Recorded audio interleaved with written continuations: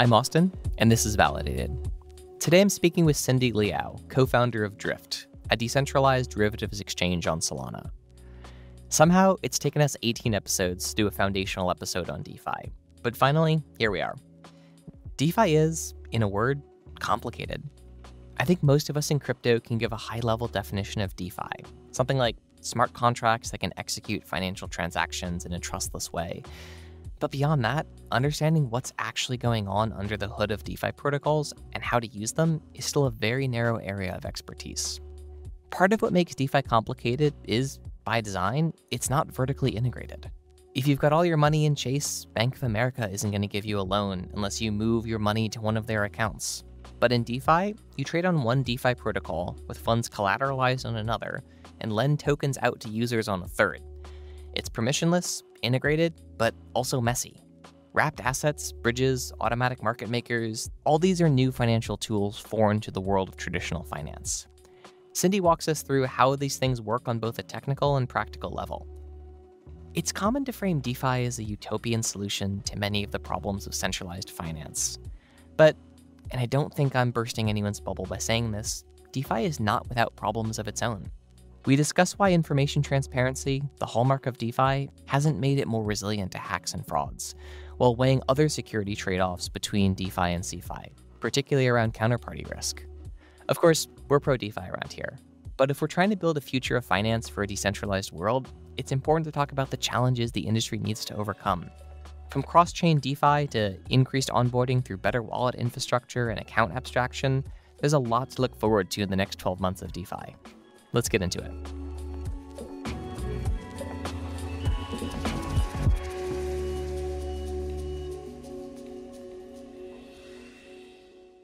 Cindy, welcome to Validated. Hey, Austin. Thanks so much for having me. Yeah, so I want to jump right into things. How would you define DeFi, and what is its role? We all kind of get the idea of there are smart contracts, and you can do financial things with them. But the story of where DeFi comes from and where it's headed is something we haven't explored on the podcast yet. I always thought that DeFi was a bit of a misnomer, and a better name for DeFi would be open finance. One analogy that always fits with DeFi is it's finance without forms, without applications. So where a typical bank has APIs that you can call on to make transactions and build applications on top, all of those are typically permissioned or require somebody to approve your entry into the financial system. Whereas with DeFi, I think the most powerful thing that even developers in DeFi don't necessarily appreciate to the fullest is that anybody with internet access is able to access DeFi. And this is pretty powerful fundamentally because it means that developers, including ourselves, are not able to police who actually gets to use the platform. So I guess when we talk about DeFi as a broad range of financial applications that can range from anywhere between, swapping assets from one to another, trading derivatives, borrowing your assets, leveraging the assets that you have to borrow more. The applications are pretty infinite, but at the core of it, I like to think of DeFi as open and accessible to everyone. Yeah, I think it's interesting to kind of dwell on that for a second because I want to get into sort of how DeFi and CeFi are different, but one of the main interesting components is most systems that are open and permissionless that we think about don't have the same profitability that DeFi does. Not that like running a DeFi protocol is super profitable, but like if we think about most sort of open access, no control protocols on the internet, it's things like email, or it's things like hosting a website, or it's stuff like BitTorrent. And like no one makes any money on BitTorrent, right? But it's just like a very interesting thing because with DeFi, like all the things we're talking about open permissionless systems, like it was the first piece of the open source blockchain world that I think had any real actual value attached to it back in the early days. So I want to get into kind of some of the differences there, but how do you sort of think about those two things working together in DeFi? I think there's, as I said, there's very few things in this world that are open and permissionless and also have money attached to them. Yeah, that's a very interesting question that very few have really talked about before because it's, something that's been taken for granted, right? Like a DeFi project launches, it collects fees, and then it also launches a token on top of it, which is by itself a revenue generating activity. But at the core of it, you're right. How can open source protocols make money? And DeFi is probably one of the only places in the world, besides probably open source advertising, that actually drives value back to the protocol application layer. But the interesting thing is to look at, I think, where the fees are actually going. Is it going to the hands of the developers or going back to the users? And when you peel back what decentralization really looks like, the most robust protocols for DeFi actually rely on this ecosystem of fees generated being paid back to users. And I think this is also part of the financial freedom thesis that DeFi has, which is if you use a DeFi application, the reason to use it over a centralized exchange is that you can actually be part of an ecosystem that is fee generating to the point that it constitutes almost an economy of itself. You trade on Uniswap, you're a liquidity provider in a pool. You can actually earn fees from being a liquidity provider based on the trading activity generated by the people trading within the pool. From a conceptual standpoint, I think someone could say like, well, I go to DeFi, I deposit some USDC somewhere, I generate some yield on it. I go to a bank, I deposit some money into a bank, I generate interest on that deposit. Maybe not much interest, but there's things like certified deposits and treasury notes, and there's ways to generate reasonable amounts of yield nowadays in the centralized financial ecosystem. So from a user perspective, what's different between DeFi and CeFi? And then sort of from a philosophy and architecture perspective, you touched on it a little bit, but how should people be thinking about CeFi, DeFi, and then sort of where we cross over on that spectrum? Yep. I can talk quickly about the user interface and the user experience, how that's different from, a typical CeFi experience. And maybe we can talk more generally about like how fintech apps work versus DeFi apps work, just because they're a more direct comparison. I guess from a user perspective, typically the way you would interact with a fintech or a CeFi type app is by downloading on your phone, loading it with some funds, and then being able to like make payments with that directly as you go. Or in the case of trading via something like Robinhood, you would make an account with an email and a password. You would probably secure with 2FA somehow. And off you go. You load some funds from your bank account, which sits in Bank of America's ledgers internally, and it's sort of a black box as to how the funds actually move. But they're there. They're reflected on the UI of the screen, and it's a pretty seamless experience from the point of a user. DeFi is not quite there yet today. To be frank, I think there's about 10 million people using MetaMask, 2 million using Phantom today. These people are installing a Chrome extension where their funds live on this little tab on their screen. They're going to a DeFi app that they're familiar with. This might be anything on Solana, anything on Ethereum. They're swapping funds on the screen. And all this time, they are fully aware of sort of where their funds sit. When I mentioned that it's sort of a black box when you look at CeFi where the funds are actually sitting here, you can run a full node to understand the full balances across the blockchain and see where exactly your address is. Everything is open and known to you. So it's sort of this entirely open landscape where you can check exactly how much your balances are at any point. And yeah, when you swap, it looks like you have to approve a transaction that gets confirmed. The balances update on your wallet and on the blockchain, and voila, that's how a typical DeFi transaction looks today. Let's hang on this transparency piece for a sec, because information availability is not the same thing as information digestion. Transparency is one of the hallmarks of DeFi, but just because someone technically has the ability to look at a wallet address and see the amount of funds that are there doesn't mean they will. Just because someone can run a full node, which is pretty straightforward, doesn't mean they will. Most people don't run their own full node. So if we look at real-world examples of why this matters, there have been a few DeFi protocols or bridges where funds have been drained from treasuries or insurance funds, and no one's really noticed, even though that information is publicly available in real time on the chain. There was the Terra Luna crash, where a whole bunch of tokens that were supposed to be locked got moved, or the Axie bridge that got drained. Some people noticed, most people ignored them for days. The point I'm trying to get at is this. Information should be available to the public. No one's going to disagree with that.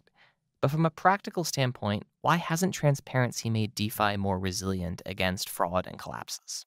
Yeah, that's a great question. I think a lot of it comes back to why should I care?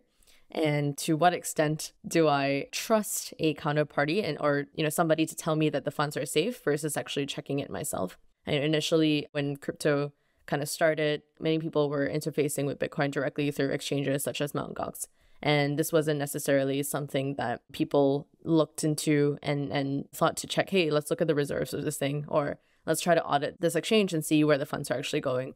So none of that was actually happening at the early stage. But then as more and more people started, using cold wallets throughout the years, the sophistication with which people were custodying their assets became more clear.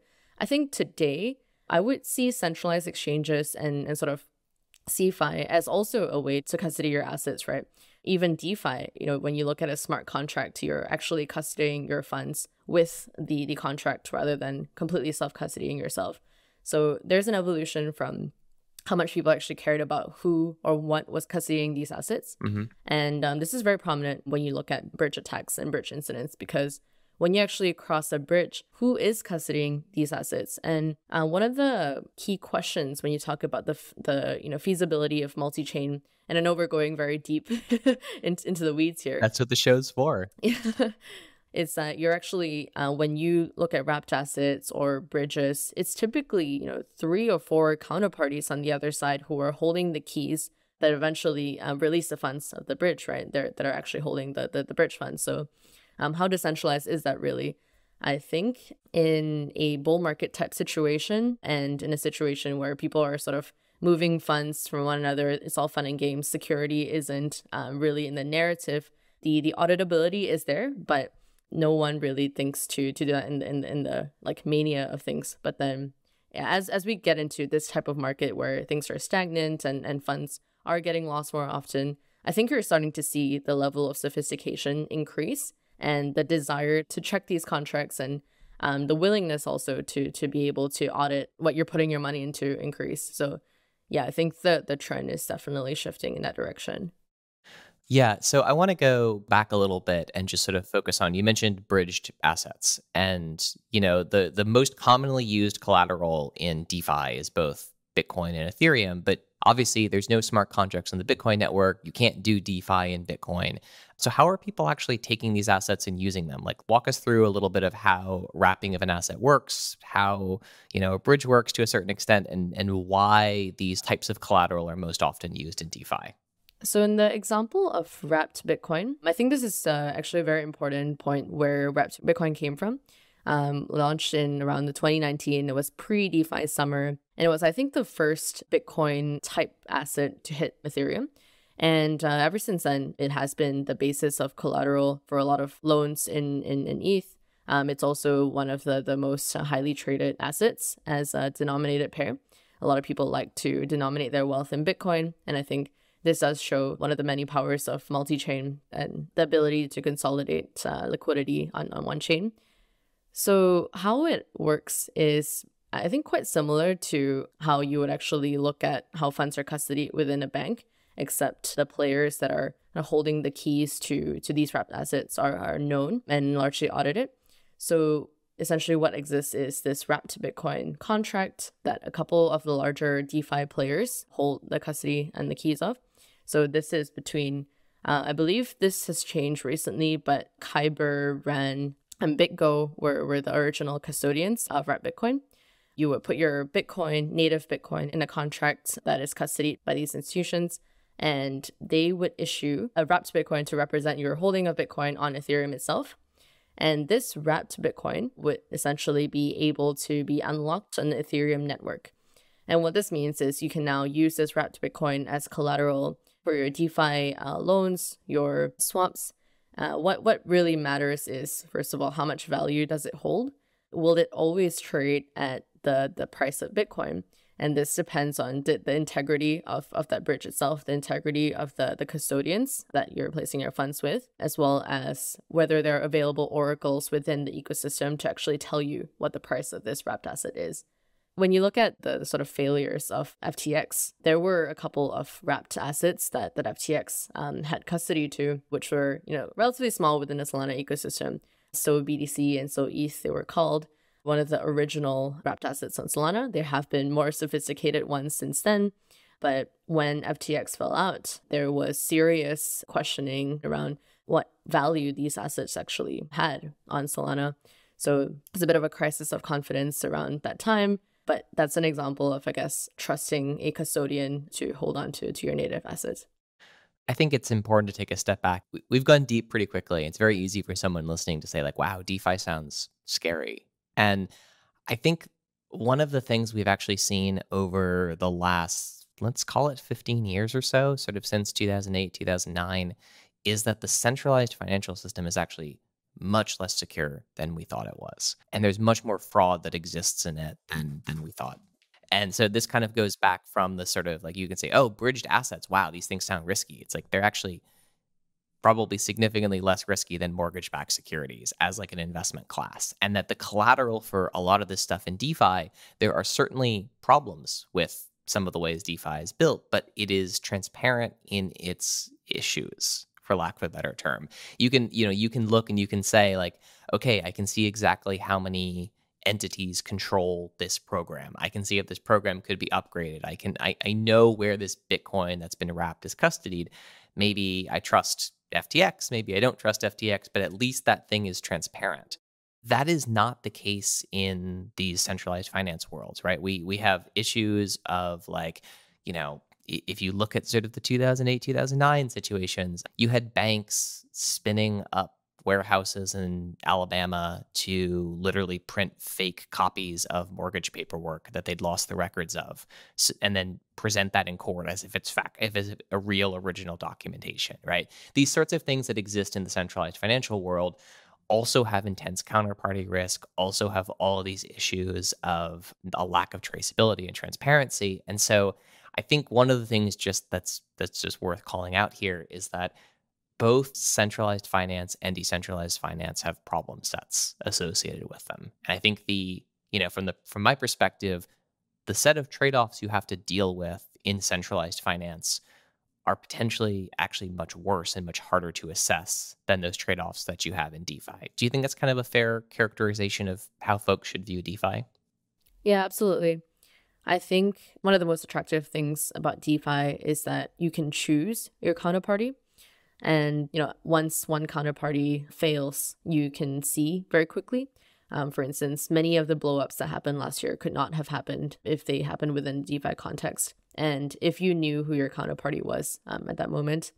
So I think DeFi actually does shield you from a lot of mishaps and things that people could do to like lose integrity of the capital that you're placing. But that also means that the average user of DeFi tends to be a lot more sophisticated because you do have to be willing and able to understand these differences and choose your counterparties. But that doesn't mean that this can't become more accessible over time as there become more tools to allow retail users to sort of audit contracts more easily, to see through what mechanisms they're actually putting their funds through. Yeah. I think this is actually a big mission of ours, which is to make DeFi tooling and audit tooling generally more available to users.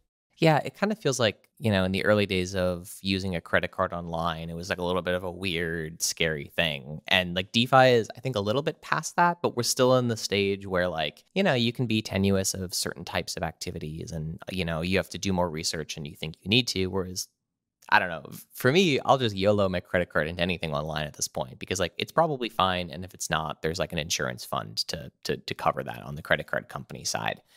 I want to talk a little bit about the state of DeFi on Solana and kind of what types of DeFi you're seeing built out on different applications. But one of the pieces I actually wanted to hit on first was this very weird thing that exists in centralized finance called the FDIC, right? The Federal Deposit Insurance Corporation, which basically backstops retail deposits. There's been a lot of talk about if something like a true DeFi insurance fund would be possible. Mango Markets had one, and that actually ended up becoming a source of attack for them when someone was able to manipulate, some price oracles and be able to extract funds from that insurance pool.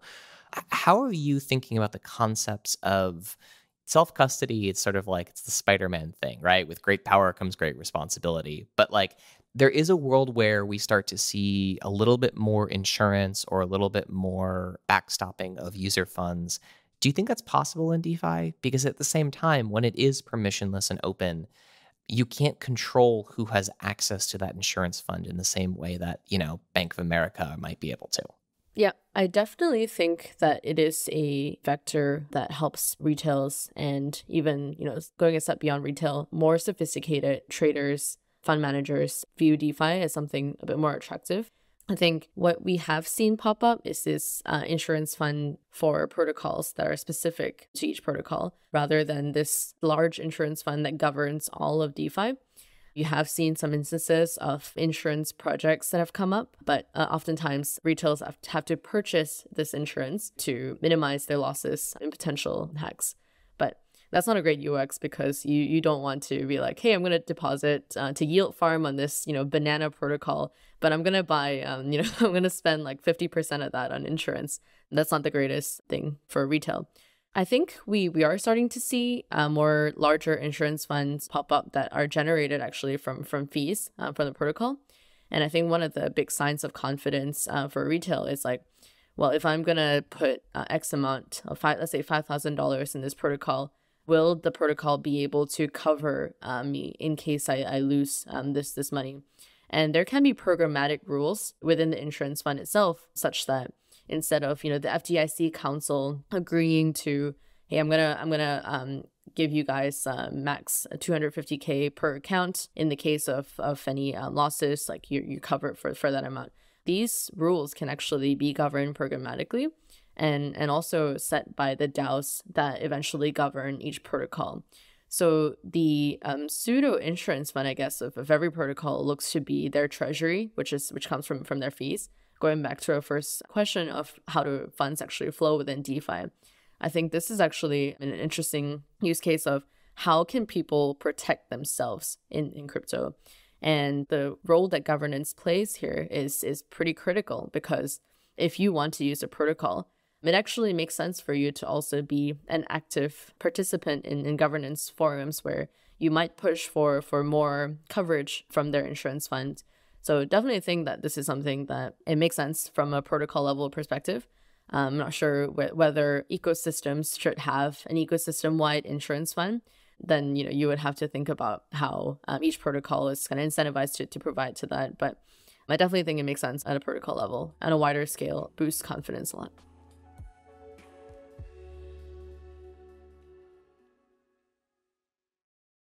So I want to take a turn here and talk about DeFi primitives and what exactly catalyzed DeFi summer back in 2021. I think most people would agree that borrow lending contracts combined with automatic market maker contracts are what made DeFi possible. But when we think about borrowing and lending in the context of TradFi, it's the least interesting thing I can think of. Basically, I give you some money, you hold it for a certain amount of time, you give me some money back with interest. Why was this such a big unlock in the crypto space? The innovation of borrow and lending primitives in DeFi feels like it shouldn't have been big enough to kick off the revolution that it did. What was the problem that this was solving? The need there was actually the quality of collateral. I think what borrow lending unlocked was it necessitated that collateral be valued at a certain price without it having been swapped. So let's say I have $100 worth of Austin token. What does this Austin token actually represent? It represents, well, first of all, what I can sell for it. But secondly, a derivative of that is what can I leverage these tokens for to borrow against? So what BorrowLend enabled was a market where I didn't have to sell my collateral to borrow something else. So I could leverage 100 of Austin tokens to borrow $50 in USDC. And this USDC, I could easily offboard. I could use to, pay my down payment in real life, if you will. But that was pretty revolutionary in crypto and DeFi, because it was the first time that you could use assets in relative value against each other that didn't mean needing to swap one for the other. Yeah, I think that's super interesting. So after BorrowLend, where did we go from there? The other major primitive outside of BorrowLend is probably just spot swaps, right? Which is the beginnings of a marketplace. You sort of have liquidity pools where a buyer and seller come to meet and they say, okay, I'm gonna sell at this price. And all of that really came through with, I guess, the invention of the AMM, the automated market maker. Instead of relying on, these ledgers that would hold the price of all the bids and the asks of a single asset and match them together. You could have a very simple market making system that priced your asset based on the amount of inventory that was provided by the buyer and the seller. And this is pretty revolutionary because it meant that all of market making could actually be condensed into a single formula, XY equals K. And that kicked off a lot of interesting activity within the DeFi space that meant that you didn't actually need to rely on external market makers to tell you what the price of an asset was. You could simply look at the ratio of asset A and asset B and what was being provided in both and say, okay, asset B is more scarce now, therefore it should be valued more. And so this simple formula actually kicked off a lot of DeFi because, at least on Ethereum, not a lot of complex logic can be held on chain. And we can go into what this means for a chain like Solana, where more logic can actually be encoded on chain and the evolution from that. But one of the two base primitives, borrow, lend, and spot, came together to provide the basis of a lot more applications on top of that. And so today, if we sort of fast forward, right? Like, so a lot of these things like an AMM was built for a world where transactions were very scarce and very expensive. And that's no longer the world of blockchain today. So what are we seeing in terms of like evolutions in this space around sort of new models of doing this thing? I mean, the original AMMs were incredibly impressive pieces of technology, the same way that like a mechanical watch is like an incredibly impressive piece of engineering and technology, but it's not necessarily the way we should be building all of our clocks in the 21st century. That's right. And looking at the direction of DeFi, a lot of the innovation is actually happening in alternative layer ones, as well as rollups that allow for, more and more scalability. I think the issue that DeFi was dealing with in 2020, 2021 was mostly around scaling. A lot of these applications couldn't be supported by the underlying L1s because a lot of these had 10-minute block times. They had extremely high fees. You, as a normal user, wouldn't want to pay $100 to swap $100 into something else, right? As I think the fundamental problems of L1s came into play, we would see in the coming year a lot of innovations in the underlying L1, L2 space that enables more complex products to be built.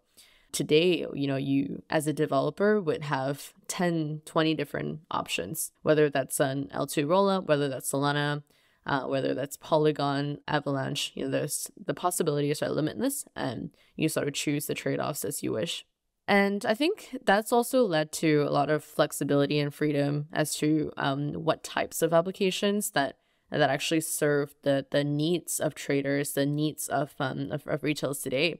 I guess on the trading and sophistication side, one of the major things that we actually care about is how do we get to par with the centralized exchange experience without compromising on DeFi, on the actual decentralization piece. And we ourselves have experimented a lot with this. How do we actually build something like an order book on chain? How do you build a proper pricing system on chain that isn't necessarily dealing with the same constraints as you were if you were building 2 years ago? So a lot of innovations today actually tackle efficiency and capital efficiency more so than the actual process itself. Yeah. So when you look at sort of the state of DeFi nowadays, right? You mentioned sort of some of the goals that Drift is working on is sort of getting closer to what a centralized exchange might look like in these areas. What are the areas that centralized exchanges are still edging out DeFi, and where is DeFi sort of pulled ahead of the centralized exchange experience? In terms of where we've really moved in the last year, I would say liquidity has improved tremendously across the board. In the past, it was hard to do, like a 10K trade on any layer 2. Today, Solana order books are able to process, millions of trades. And I think liquidity has actually gone up tremendously. This is due to the market maker ecosystem being more decentralized.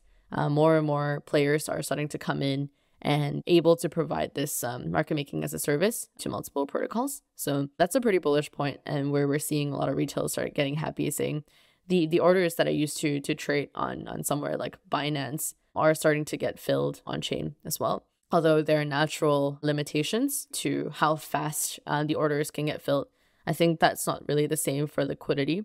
So there's no actual ceiling for liquidity in DeFi, which is why what we're excited about is kind of creating this very deep hole of liquidity across all of DeFi, such that it becomes a generally better experience for the average person. Talk a little bit about how Drift is built and what it's sort of trying to do in the market relative to some of the other DeFi protocols.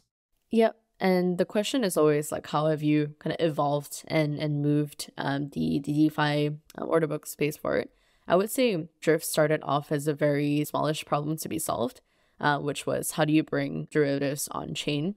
Initially, it was like, how do we wrap an AMM to support synthetic assets? Once we shipped that in our V2, which launched a couple months ago, we started looking beyond what an AMM could do and started experimenting with an order book type structure that is done fully on chain. We also looked at how OTC networks typically function off chain, where larger transactions are done. And so we built what we call liquidity trifecta, where you have three sources of liquidity within the same system. You have an AMM, the virtual AMM that I was talking about that settles the synthetic orders. You have an order book that's held on chain, powered by Solana, of course, that helps traders essentially get the most precise fill and helps them connect one-on-one with market makers. And then you have this thing that we call an on-chain JIT, just-in-time auction, that enables you to place a market order that gets filled by a Dutch auction, similar to an RFQ type system where makers actually come in anticipation of your order.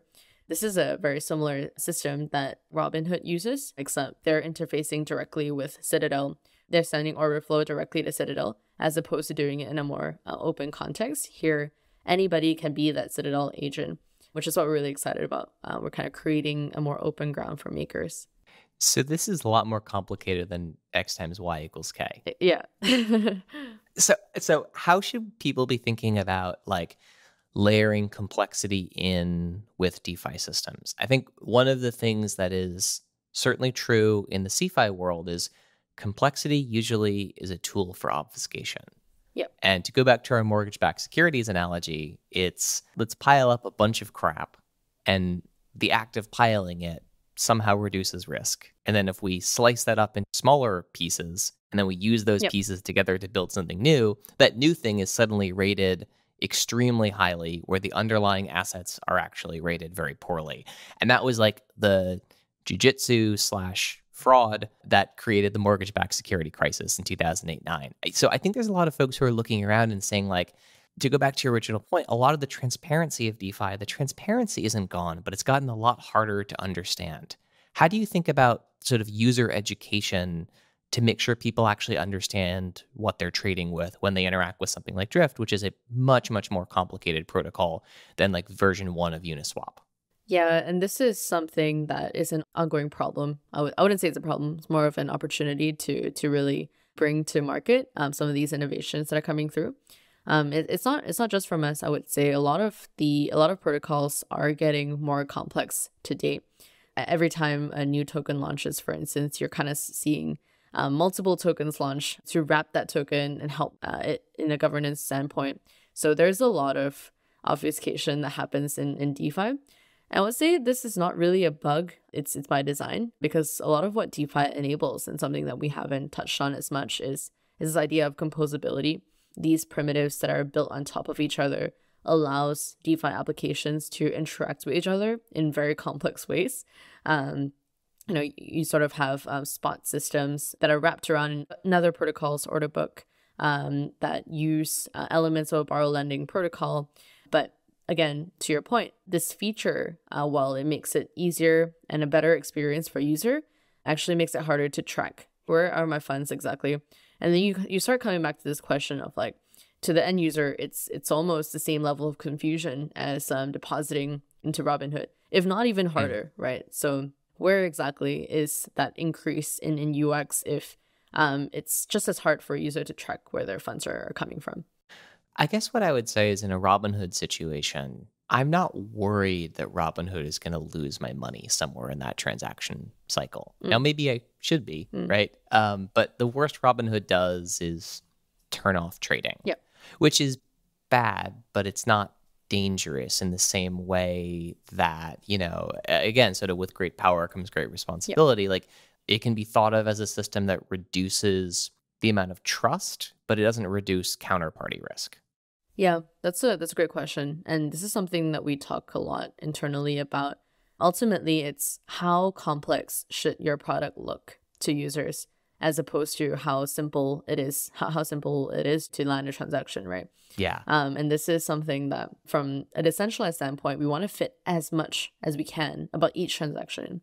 So for instance, you can actually see who your counterparty is on a transaction. You can see the links to the vaults that are holding the money. To a lot of users, this might be an extreme overload of information. But at this experimental stage of DeFi, we do think that it's important to give users the option to be able to audit something like this themselves. Because otherwise, it's like, where are they going to find this, right? And to actually differentiate ourselves, you need to be able to see that. Yeah. So where do we sort of get this from? The plans for every building in New York are available in City Hall. And I don't go to City Hall and look at the architectural diagrams of every building before I walk into it. I largely trust that like someone in city government is making sure that this office building I'm about to walk into is structurally sound. Now, that's maybe less of a safe bet in Miami than it is in New York, but like what we're talking about here is fundamentally an area where as a society we've said that information availability isn't sufficient, right? Like it's ridiculous for every person to have to be their own structural engineer and evaluate whether a building is safe or not safe. And I think even when you see a lot of the controversies nowadays popping up around whether it's vaccines or chemicals in food or anything along those lines, it is specifically because information has largely been made available that either hasn't been digested and communicated in a way that people feel is accurate, or a lot of untrained people are looking at data and drawing the wrong conclusions from that data because they're not trained in how to read it. So in theory, I'm right there with you when we're talking about the importance for users of being able to understand everything that's going on within a transaction. At the same time, how do we balance that with the practical nature of how no user can be expected to be an expert in everything nowadays? Yeah, and I think this is a very hard problem to tackle. I really think that it comes with time and building trust. Unfortunately, we're not going to topple the CeFi world in a couple of nights, right? I think we need to see sustained periods of DeFi strength, whether that means fewer hacks, to be frank, whether it means to see like DeFi ecosystems start to thrive on their own. I think it's actually a function of time and the more interactions user has with DeFi helps to cement that this protocol is safe. I think what happened last year with a lot of the centralized blowups are actually very powerful for DeFi in the sense that the more these continue to happen, the sort of structural integrity of these like CeFi buildings start to collapse, and then people look for an alternative, which takes time. It's not like hey, I'm going to deposit all my life savings into this Borrowland protocol right away. It's more so a question of, okay, is this going to hold up? Is this taking additional risk than what I thought it was? So I do think that as long as we are transparent about what we're actually working on for the user endpoint and continue to stay resilient, that will build trust amongst users and prove why DeFi needs to exist. That's a really good way to think about this stuff. There's this new sort of push for cross-chain DeFi beyond just sort of wrapped assets. And I think what we're seeing is like, the Ethereum ecosystem is fragmenting, and intentionally by design, right? Sharding and layer twos are all fragmentation systems that can allow for specialization, or they can just allow for stuff to be executed in sort of different areas. We're starting to see some roll-up type sidechain type products built for Solana as well. There's a few groups that have spun off something built on the Solana virtual machine that then will settle transactions back to Solana, but has its own sort of coordination layer on top of that. It still feels like, though, the cross-chain DeFi is still a very centralized experience for the most part. I think there's only been one true cross-chain thing done in DeFi that was interesting from my perspective, which was, unfortunately, it was the ability to call the anchor contract on Terra from Avalanche. And it lasted all of like 2 weeks before Terra imploded. But it was a very interesting idea where you could have these sort of beachhead contracts so you could interact with natively, and then it would sort of send messages through a bridge, and then stuff would execute on the other side and come back. And now in that example, it was very easy because there wasn't a lot of slippage and price movement between those two things until there was.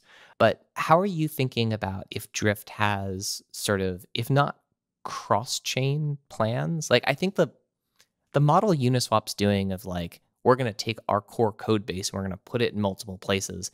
For me, that's not really cross-chain DeFi. That's just like deploying in multiple areas. It's like, you opened a Walmart, in Chicago, you should probably open one in Detroit. You should probably open one in Cincinnati. You should probably open one in New York, right? That kind of expansion is a very traditional model. How are you and Drift thinking about sort of integrated cross-chain DeFi, if that's even something you've thought about? Very new and very, very recent conversations. I think we've really seen a lot of progress in the past couple of weeks. So this is something actually quite top of mind. I'm glad you asked. I think it's a very fresh piece of discussion. I think a lot of the cross-chain tech is still very experimental.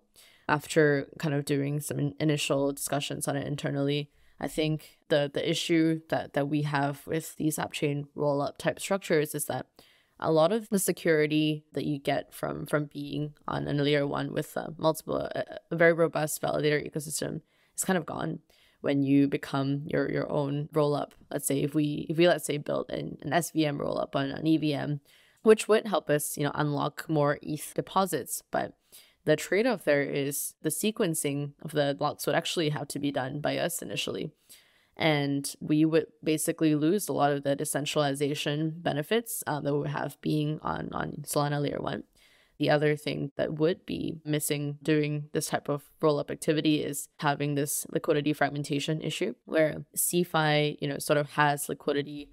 You can access all liquidity in a single place. Whereas if you had different sorts of liquidity pools for Solana versus ETH versus Polygon, it becomes very difficult for a user to know where exactly they can transact the best. And I think that question is still largely unsolved. I think it's possible that there could be the existence of this in-between liquidity layer that multiple chains could tap from, whether this means, instantaneous bridging whenever a trade happens, or bridging to the user whenever there's demand to trade, sort of going back to like a request for quote type model where a user from chain A wants to trade something, but that asset is actually held in chain B.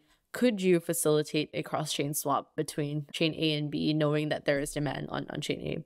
And eventually, that sort of looks like the building blocks of highways between cities and between countries, right? It's that core infrastructure. Yeah. I think that it's something worth exploring, though a lot of the technology is still very new. Yeah, I think that's definitely true. So before we wrap up today, what do you see as sort of the future of DeFi? Where do you think we see this going over the next, let's call it 12 months? And I know predictions in crypto are very hard, but like, what are the technology stacks that you are excited about seeing? What kind of infrastructure systems are getting built now that might end up getting productized later? And sort of very much how Drift was a new type of DeFi. What are you guys looking forward into for the next phase of DeFi, whether that's like Drift V7 or whether that's, something else in the space? I think onboarding and onboarding tools is what I'm most excited by, because I still think that wallet infrastructure is not necessarily there for DeFi users yet. And that onboarding is a very general suite of tools everywhere from how you actually onboard on a chain, how you deposit in a chain, what your user experience looks like after that. But the first touch point of DeFi definitely is something that needs to improve. I'm interested in looking at things like account abstractions where you could, let's say, give authority to your email or to another trusted partner as a recovery mechanism for your funds if you were to interact with a DeFi protocol. So that's natively baked into the protocol level. I think that's actually a really big user experience improvement, because that means you don't necessarily have to trust yourself to self-custody everything. And there is a fallback. So in terms of onboarding and kind of the user interaction piece with the protocol, I'm very bullish on that type of technology. I'm also interested in seeing more interesting solutions for liquidity across the board. This is obviously something that we discussed at length about, but DeFi only really works if there's enough money to facilitate the kinds of traits that the users are looking for. So I think across the board, we are really looking to see more unique solutions for different types of market makers, more sophisticated and diverse group of makers coming in, whether this looks like, market making pools where anybody can be a market maker, open source bots where anybody can run. I think that's important infrastructure.